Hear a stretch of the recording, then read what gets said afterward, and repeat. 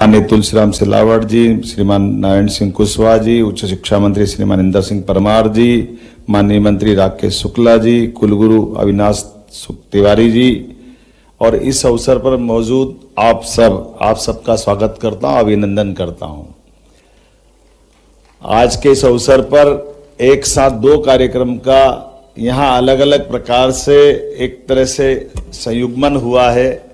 एक कार्यक्रम पृथ्वी के नीचे क्या है, पृथ्वी की उत्पत्ति कैसे हुई, उसकी रचना कैसे बनी, वो भूगर्भीय सारी घटनाओं का संकलन आधुनिक वर्तमान के संसाधनों के साथ उस संग्रहालय के माध्यम से दिशा दर्शन के आधार पर भविष्य की बड़ी भूमिका बनाने का प्रयास हुआ है। मैं माननीय नरेंद्र सिंह जी तोमर, माननीय सिंधिया जी और मध्य प्रदेश सरकार के साथ भारत सरकार के सभी मंत्रालयों को बधाई देना चाहूंगा, अभिनंदन करना चाहूंगा। कई बार जिज्ञासाएं मन में होती है, हमारी अपनी वर्तमान के दौर में यशस्वी महामहिम यहाँ मौजूद है, कब उल्कापात हुआ होगा, कब भूगर्भीय घटनाओं के साथ पृथ्वी की उत्पत्ति हुई होगी, कैसे वो लंबी यात्रा जहाँ हिमखंड में पृथ्वी अपने वर्तमान आकार साकार में रूप लेती है, कहाँ जीव कोशिकाओं के माध्यम से जीवन की उत्पत्ति हुई होगी। और छोटी छोटी बातें महामहिम हमारे लिए आज भी एहसास कराती है। प्रतिदिन हम स्नान करने से जो आनंद पाते हैं, हमको एहसास ही नहीं होता कि स्नान से आनंद क्यों होता है। स्नान से आनंद वहां होता है जहां हम वापस अपने मूल जीव की तरफ रोज यात्रा करते हैं कि जब हमारा जीव की जल से उत्पत्ति हुई थी, वो जल से जब तक हमारा मिलन नहीं होता तब तक हमारा दिन अच्छा नहीं जाता। ये आदिकाल से ये हमारे बीच में एक रहस्य है। जाने अनजाने हम इससे अपने आप को पता नहीं कैसे भूल जाते हैं। हमें और आनंद तब आता है जब उल्कापात के माध्यम से जीवन अमर नहीं है, ये नश्वर है। और नश्वर होने के पहले की पृथ्वी की भूगर्भीय घटनाओं की जानकारी हमको अपनी अलग अलग काल तक पहुंचाती है।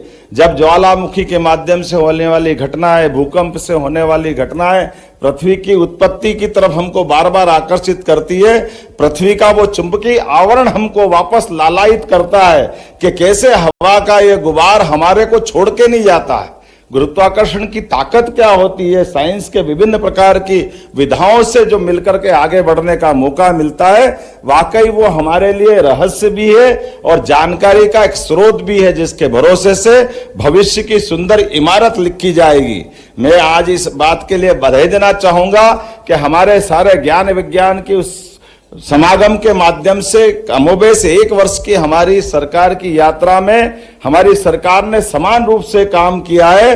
भौतिक अधोसंरचना के साथ साथ व्यक्ति के जीवन में सब कुछ मंगल हो, उस प्रकार से यशस्वी प्रधानमंत्री के नेतृत्व में हमारी सरकार सभी विभागों में काम कर रही है।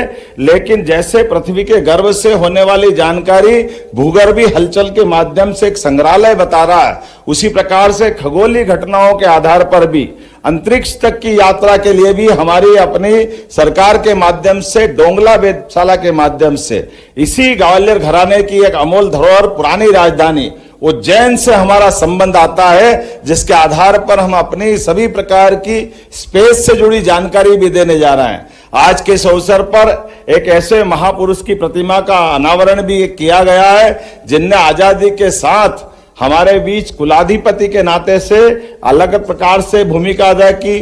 वो यहाँ के कुलाधिपति रहे, बनारस के रहे और शिवाजी महाराज के माध्यम से सिंधिया घराने की उस गौरवशाली परंपरा के वो वाहक भी रहे, जिसके माध्यम से कला, संस्कृति, इतिहास के साथ साथ गौरवशाली अतीत से भी वो परिचय कराते हैं। ऐसे में शिवाजी विश्वविद्यालय के कैंपस में उनका प्रतिमा का अनावरण हमारे सबके लिए एक अलग प्रकार के एक पाथे का काम भी करेगा और आपकी मौजूदगी से हमारी हिम्मत भी बढ़ेगी। और आज के युग में नई शिक्षा नीति 2020 के बलबूते पर जब ज्ञान विज्ञान के इस दायरे में हमारी परंपरागत संकायों की सीमाएं टूटी है, बीए, बीकॉम, बीएससी की परंपरागत सीमाओं को तोड़ करके ज्ञान के लिए आयु का संबंध भी खत्म हुआ है किसी भी आयु में हम कोई भी ज्ञान विज्ञान की धारा में जा सकते हैं और इसी आधार पर दुनिया के अंदर माननीय प्रधानमंत्री के नेतृत्व में हमारा उच्च शिक्षा विभाग भी देश के अंदर ही दुनिया में उस प्राचीन सनातन संस्कृति से अपना संबंध रेखांकित करता है। तो मैं अपनी ओर से आज पुनः इस ग्वालियर की धरती पर आपका अभिनंदन करता हूं, स्वागत करता हूं और उम्मीद करता हूं कि आपका मार्गदर्शन सदैव हमें मिलता रहेगा। आज के इस अवसर पर मध्य प्रदेश सरकार की ओर से पुनः आपका वंदन है, अभिनंदन है, स्वागत है। बहुत बहुत धन्यवाद।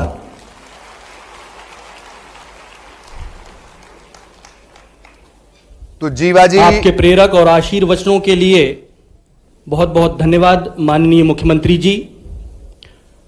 हम सब जिनकी उपस्थिति से अत्यंत अभिभूत हैं, उत्साहित हैं, मैं ऐसे सुस्पष्ट सुदृढ़ व्यक्तित्व भारत के माननीय उपराष्ट्रपति जी श्री जगदीप धनखड़ जी से विनम्र अनुरोध करूंगा अपने मार्गदर्शन और उद्बोधन के लिए।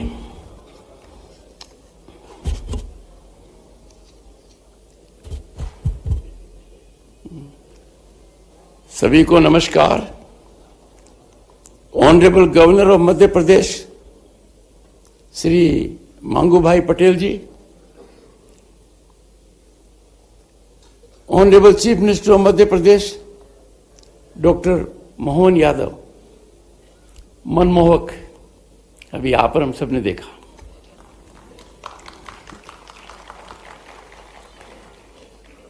श्री ज्योतिरादित्य सिंधिया जी,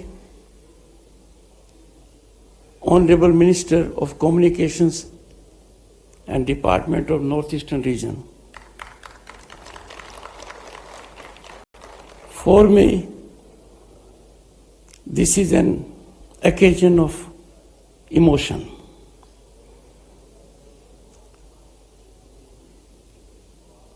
आज का दिन मैं कभी नहीं भूलूंगा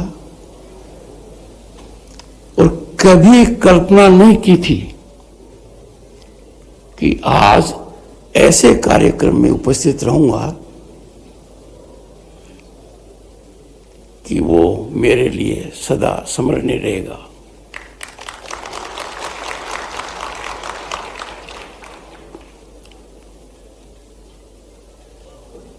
Three generations of this family, I have been blessed to be in connect, and that too through the mechanism of Indian Parliament. It was a touching moment for me in 1989 when for a very brief period Rajmata ji was Member Parliament Rajya Sabha and I was Member Parliament Lok Sabha. I sought her blessings. She epitomized commitment to nationalism,